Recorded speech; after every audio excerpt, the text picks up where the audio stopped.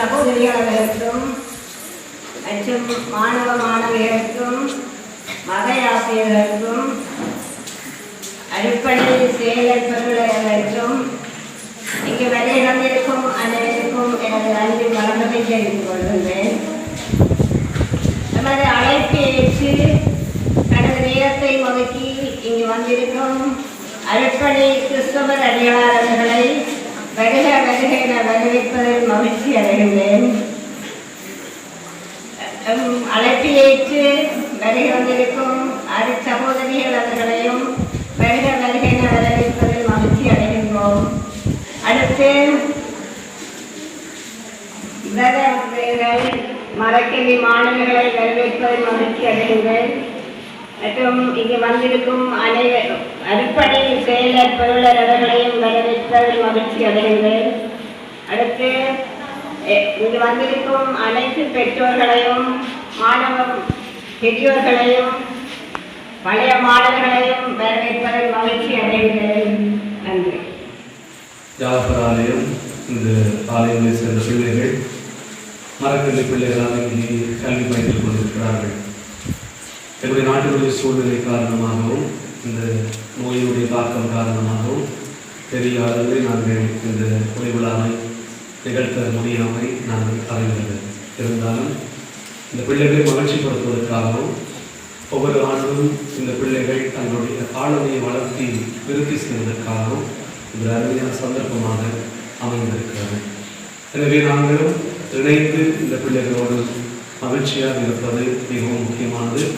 குறிப்பாக இந்த ஒளிவிழா நிகழ்வு ஆண்டவர் இயேசுவினுடைய உன்னதமான வருகையின் நேர்மை எங்களோடும் எங்களுடைய குடும்பங்களோடும் சிறப்பான என்னுடைய பிள்ளைகளோடும் அவருடைய ஒவ்வொரு வளர்ச்சியிலே ஆண்டவர் இயேசுவினுடைய ஆசீர்வாதம் சிறப்பாக இருக்க வேண்டும் என்றும் ஆசைப்படுகிறேன்.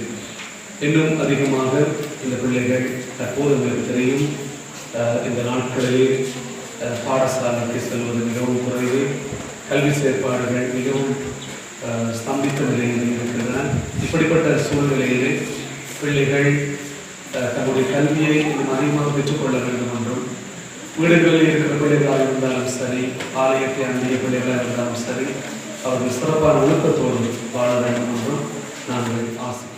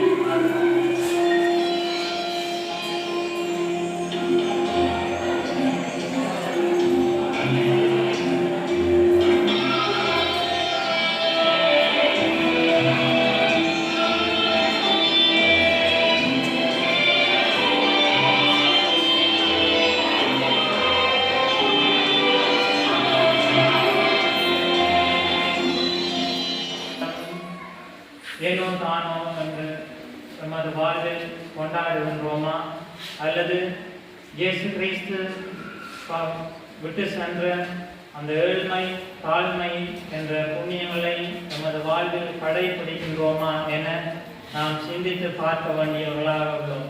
இந்த நவீன உலகிலே நாம் செல்லும் நாம் எம்மை நாமே மறந்து ஏனோ தானோ என்று இந்த ஆடம்பர வாழ்வில் நாம் சென்று கொண்டிருக்கின்றதை நமது கண்மூடாக பார்க்க முடிகின்றது.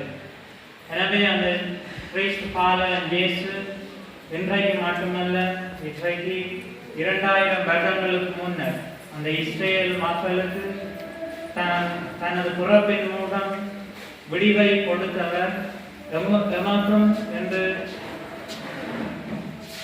தனது எளிமையும் தாழ்மையினூடாக எம்மை சூழ்ந்திருக்கும் இந்த ஒவ்வொரு கட்டுக்களிலிருந்தும் மீட்க தனது எளிமை வடிவான மாட்டுக்குடலில் வந்து பிறந்திருக்கின்றார். எனவே அந்த கிறிஸ்து பாலன் விட்டு சென்ற எளிமை தாழ்மையை நம் வாழ்வில் கடைபிடித்து வாழவும் எமது பிள்ளைகள் இயேசு பாலன் போல அவர் தனது தந்தை தாய்க்கு எவ்வாறு பணிந்து நடந்தாரோ அதே போல இந்த பிள்ளைகளாகிய உங்களை நான் கேட்டு நிற்பது, உங்கள் பெற்றோர்களுக்கு நீங்கள் மதிப்பு கொடுத்து வாழ வேண்டும் என்று கேட்டுக்கொள்கின்றேன்.